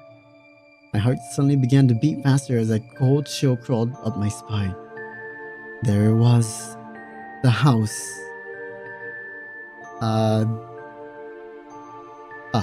There was the house. It was late afternoon and the street was quiet, almost lonely. I stared at that little place, wondering how such an ordinary home could have instilled so much fear in me. I had initially intended to only look for the house from afar, preferring it to me as a material construction, entirely inexplicable and removed from anything uncanny. But as I parked and took a deep breath, before I knew it, I was out of my car, walking toward that old metallic gate, the once bright floral shape, now darkened by age. Taking deep green paint, revealing nothing but rust underneath. I ran my fingers over its uneven top, and with a subtle gasp, pushed it open. Walking along the path, I was shocked with how disused the garden was. I thought to myself, much of a waste of a good lawn it was, which was walled but skirted by a thick mosaic of weeds and other invasive species. But as I neared the house, I realized why. It was unoccupied. Once again, a shudder crept through me, but my anxiety rose up and crushed it with my rational mantra. The simplest of explanations is usually the correct one. I assumed that due to the current economic climate of the house, had probably just been on the market for some time, and that the owner wasn't too aware of the old sentiment, the first bite is with the eye. But as I looked around, I could see no for sale sign, nor one to let. It generally seemed as though this house had been forgotten, abandoned, and left to rot. The windows of the house, at the front of the house, were filthy and, as such, almost impossible to see through. But as I wandered around to the back of the building, I can see more clearly inside. I would have imagined that a house such as this one would be empty, but on the contrary, it was entirely occupied by the trappings of a modern life. I could see a television sitting in the living room corner, a coffee table with magazines strewn across it, various pieces of furniture sitting as if ready to be used, and a couple of coffee cups sitting on the windowsill still full, covered in mold. I would have thought the house was lived in if it was not for a thick layer of dust laying over everything, accompanied by the occasional spider's web. It seemed as though the most recent occupants had left in a hurry and never returned. Clambering through a sea of waist-high grass and bushes, I eventually arrived at that incurious little window at the back of the house. The very sight of it frightened me. This was mere memory, not the strange feeling of being watched from within as I experienced as a child. Peering in, the room looked eerily familiar. I suppose there's little that can be done with a room so small, so oddly narrow. But through the dirt-covered glass, the room looked almost unchanged when I had slept in it. A bed, a set of drawers, and what looked like an assortment of toys on the floor. A profound sense of anger washed over me momentarily, but I shook it quickly from my mind. The room was clearly that of a child. The thought of that thing harming another innocent filled me with the contempt for such a thought, and within me swelled the desire to protect any child from such an abomination. As I gazed at that wall, of which the bed lay alongside it, the hairs on my neck stood up. For a moment, and it was for only the slightest, I thought I saw the blanket on top of the bed move. More than that, Through the window pane, I could have sworn I heard a wheezing gasp. Closing my eyes tightly, I repeated another scientific mantra. Science does not owe its depths to imagination. Opening my eyes, I saw nothing but an empty room. No foul spirits, no unearthly things. Just a room, no more, no less. I breathed a sigh of relief as that all was well for a world for the first time in many days. You may think that it was wishful thinking, but I generally felt that I had shown myself that there was nothing to be scared of other than my overactive imagination. It was starting to get dark and I wanted to be home before the night, filled with confidence that my anxieties were not behind me. There was one last thing I needed to do. When we had left the house, we did so in a hurry. As a child, it was disorientating, even frightening to leave everything I knew behind. But there was one thing left I always wondered about. At the bottom of the garden stood a sycamore tree, which looked to be even older than the house. I was amazed at how unchanged it was. I had grown up, gone to pastures new, but the old sycamore tree still stood, wise, warm, almost friendly in its appearance. I think it's a rite of passage for any child to have a place to hide things. Almost their first experience with independence. Something removed from my authority figure. Oh, yeah. For me, my stash was way up in the old sycamore. I'm sure I must have looked like a fool, but I happily and gleefully climbed the tree with abandon. The configuration of the branches had changed in places, but overall, the happy memories of playing amongst the limbs of the old sycamore tree, having a little piece of the world to myself away from everyone else, seemed vivid as it was remarkable at how much remained unchanged. Halfway up, I caught a breath and smiled to myself. The central trunk of the tree lay hollow. Whether it had been created by an animal or perhaps the tug of a gale on a wicked branch long ago, I do not know.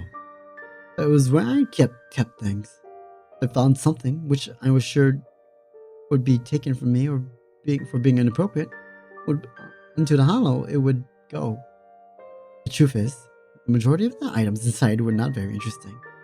Mostly just toys and rarely exotic pieces of contraband, like a slingshot or some smoke bombs. I had no reason to hide the toys, but when I was young, it felt adventurous to have a secret. The hollow was dark and filled halfway with rotting leaves, no doubt deposited there from countless autumns. Nevertheless, I reached deep inside to see what remained.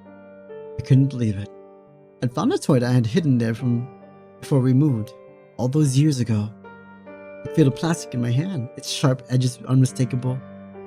The leaves and darkness of the hollow obscured its view for me as I struggled to remove it from the thick, wet mixture of rotting leaves and rainwater.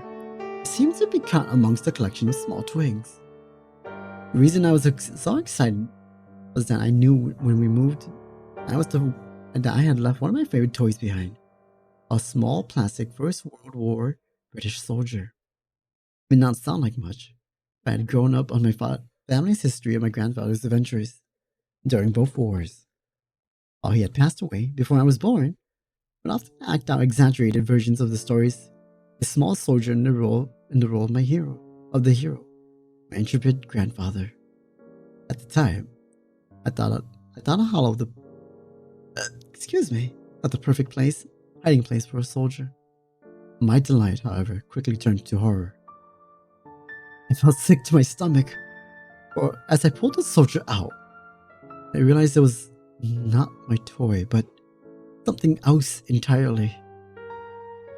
Stuffed into the back of the hollow amongst the sludge, and now my hand, the skeletal remains of a small animal.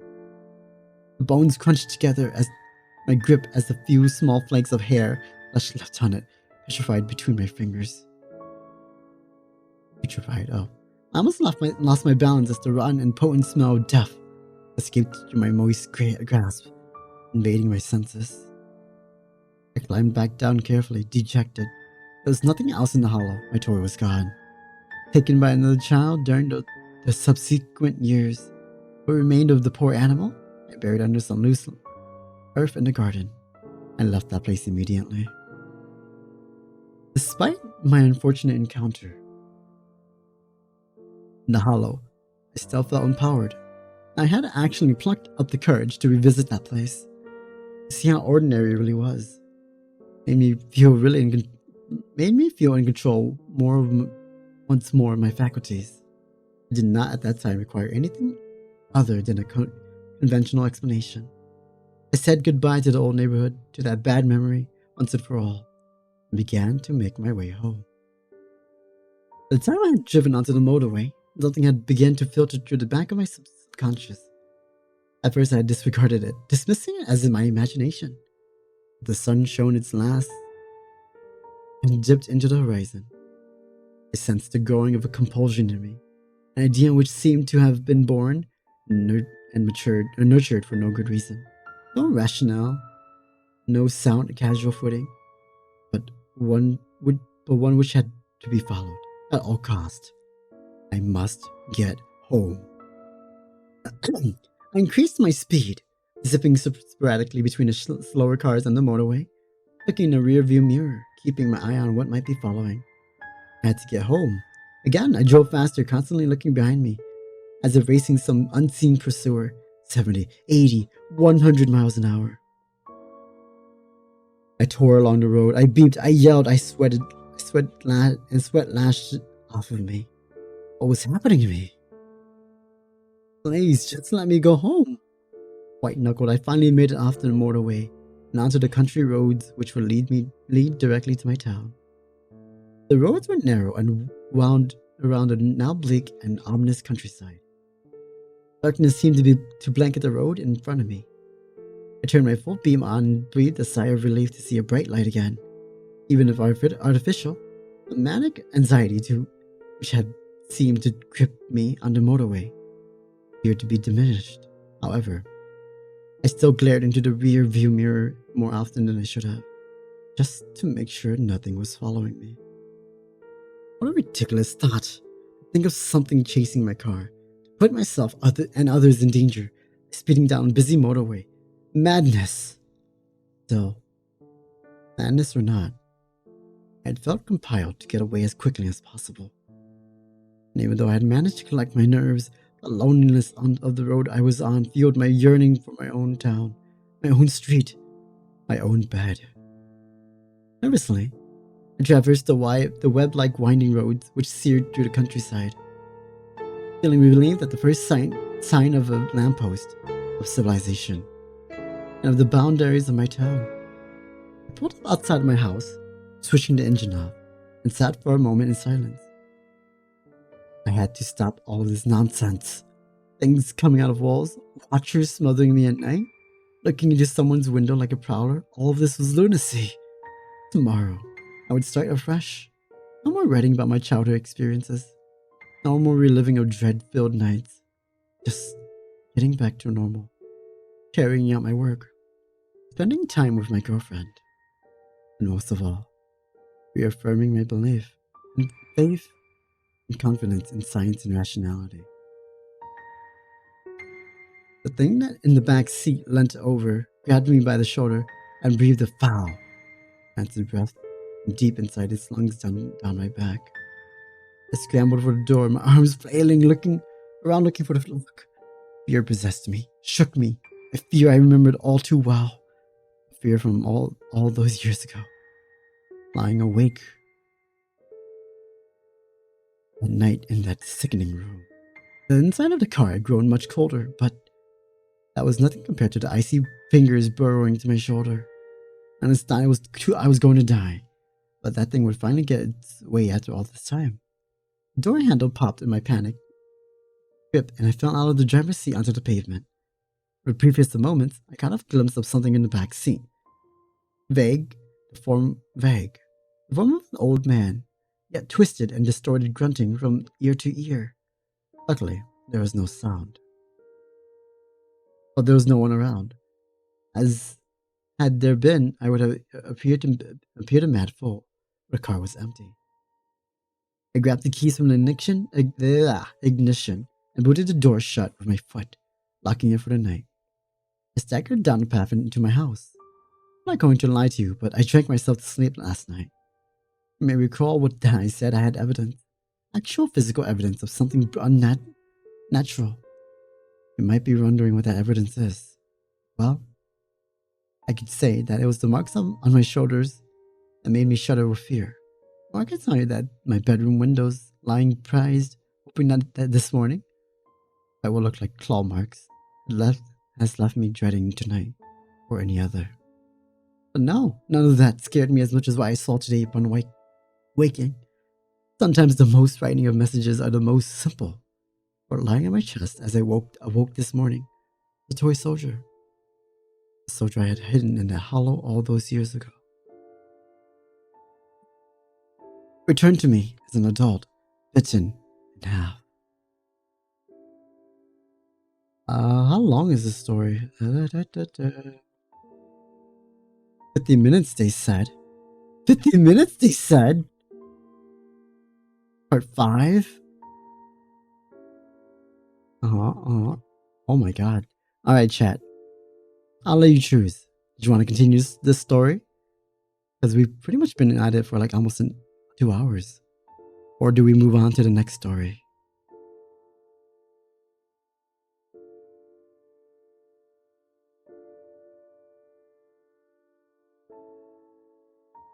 It said 52 minutes. No way this is a 52-minute story.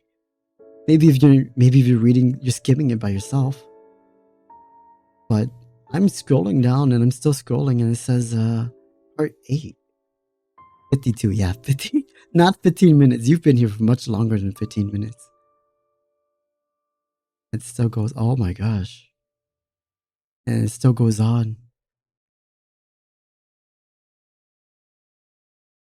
A lot happens. Okay, this is a much longer story than I had thought. How many words are there? There are... It doesn't say. Hold on, let me go to the bottom. It still does not say. Okay. We'll move on to the next story. Because that, the 1 hour playlist I picked up, the 1 hour playlist I picked is done. What does that tell you, huh? What does that tell you?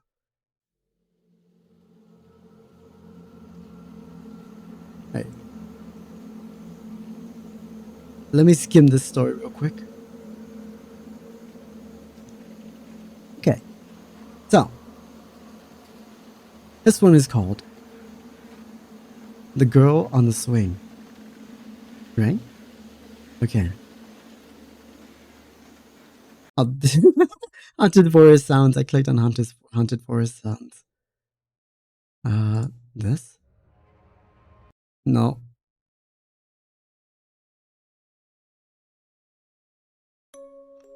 Okay.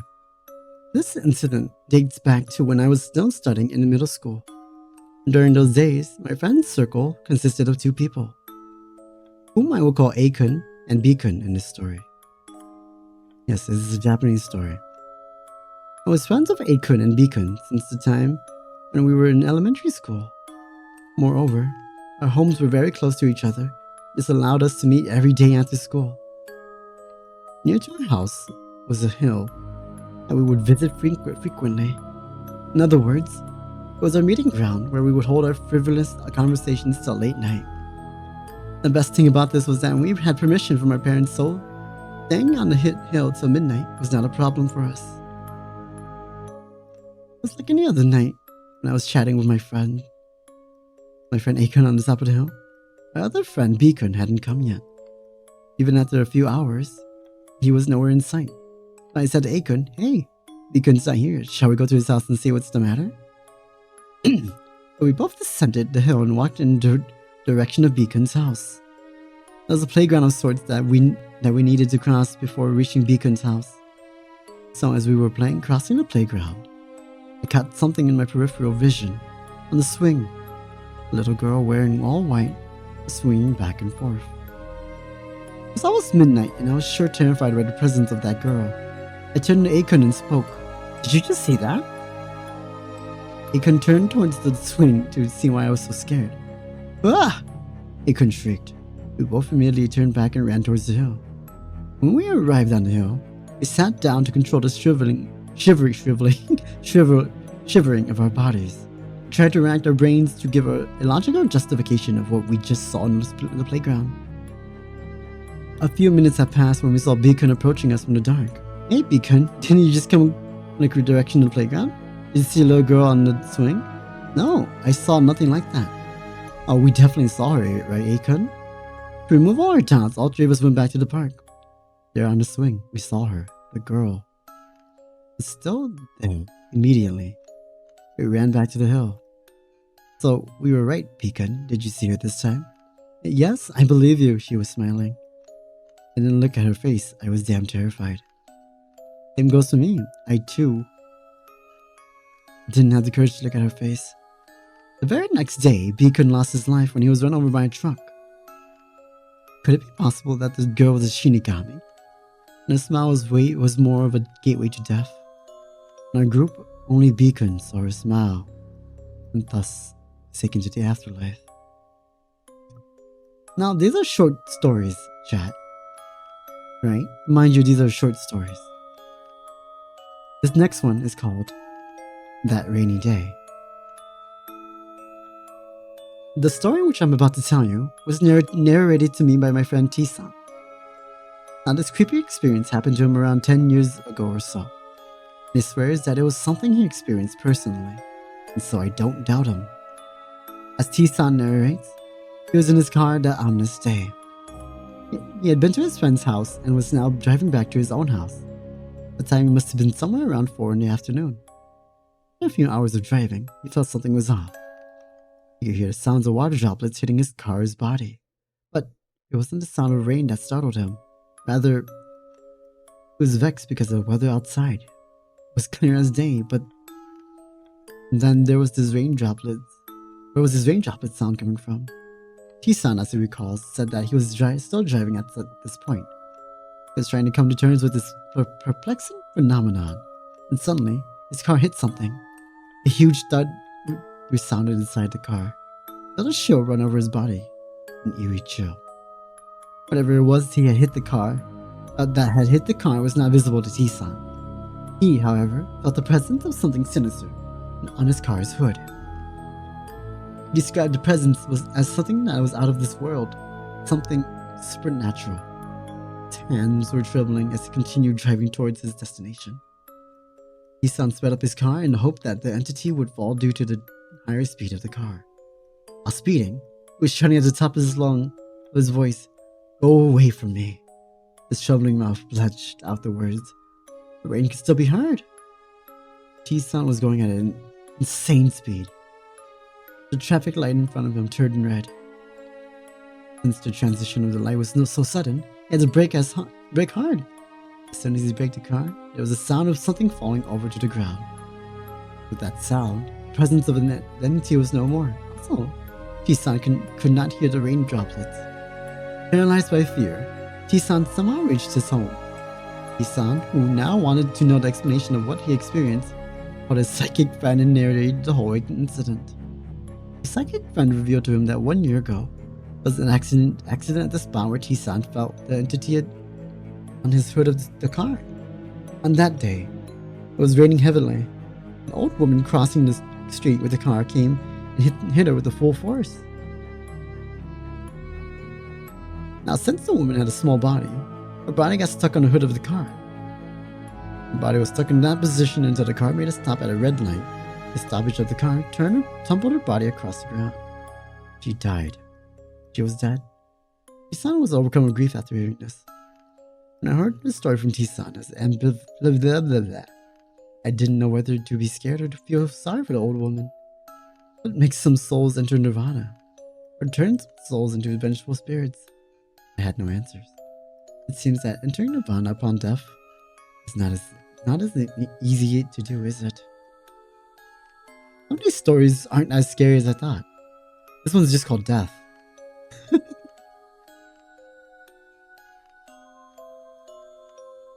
Okay. This next one is called He Who Wanders. Ready? I think this is the last one for the night, chat. I can feel my voice slowly dying. I think this will be the last one for the night. Estimated read time. This is estimated. 22 minutes. I miss the scorching wind of Andalusia. How it pours sunlight onto your face, toying with eyelashes, flattening dry sand. Posture check? Yes, ma'am.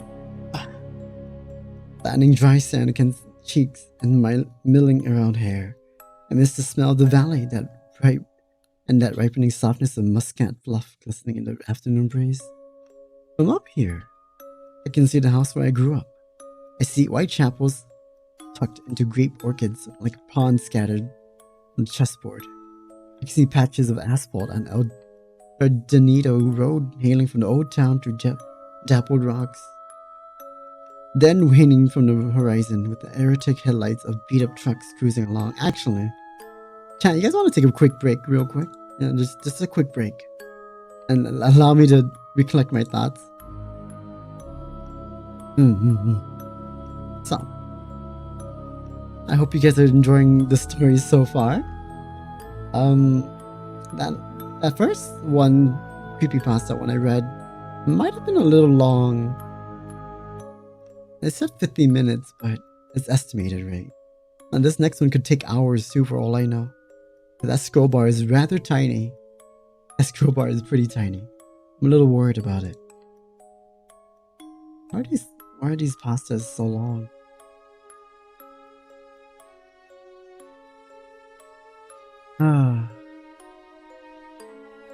How long is this one? Hold on.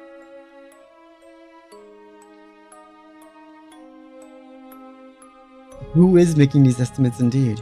Yeah.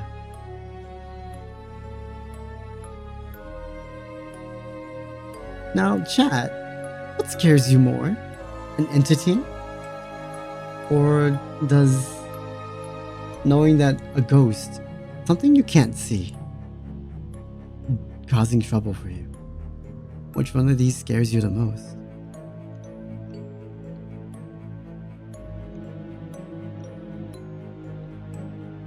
Whatever the case,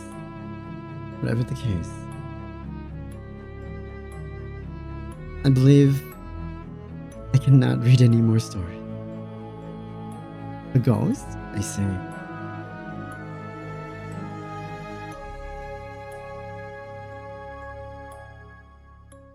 Now, yeah, you can't see the ghost. It's rather terrifying, isn't it? Now, I picked up a horror song. I don't know where it went.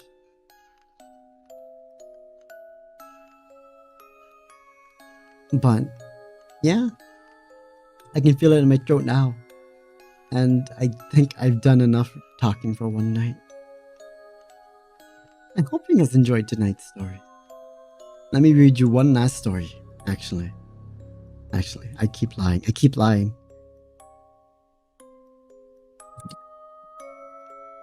Horror throat stories.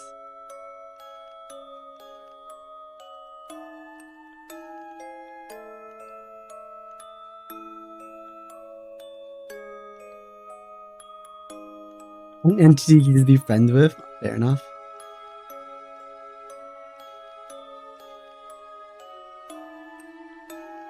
Alright.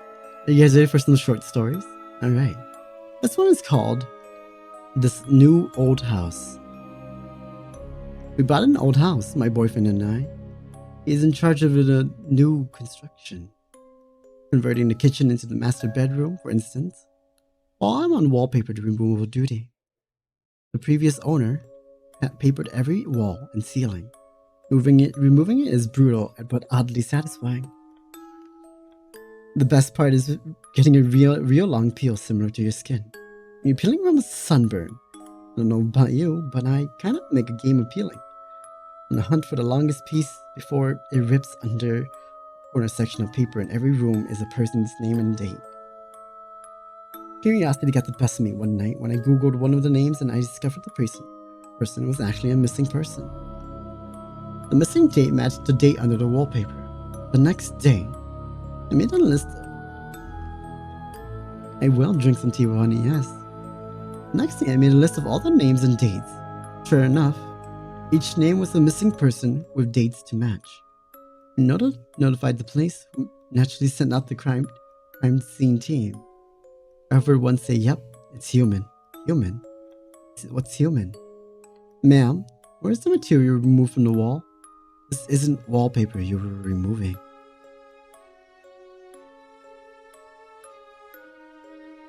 Huh? Okay, one last one. This one is called Guardians.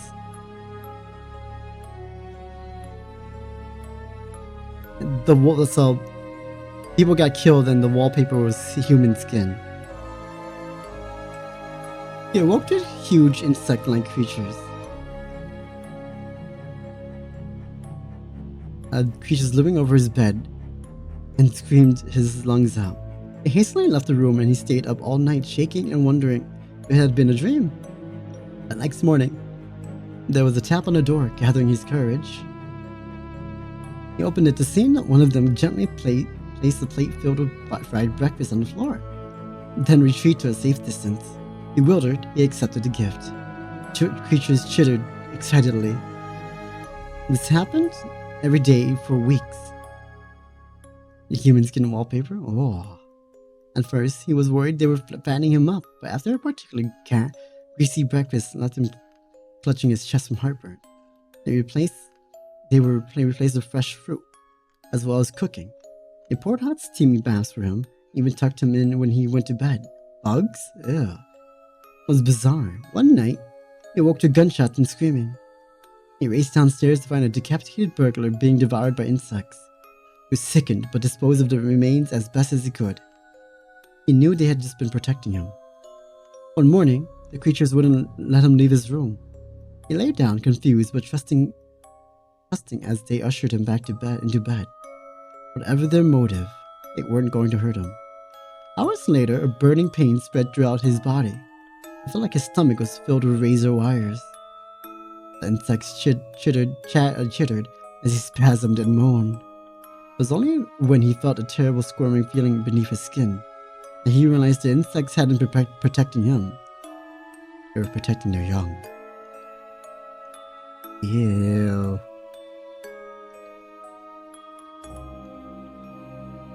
Well, chat, there's the last of the stories.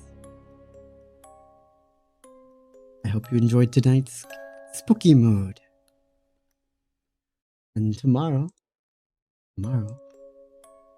if you would so as much join me, is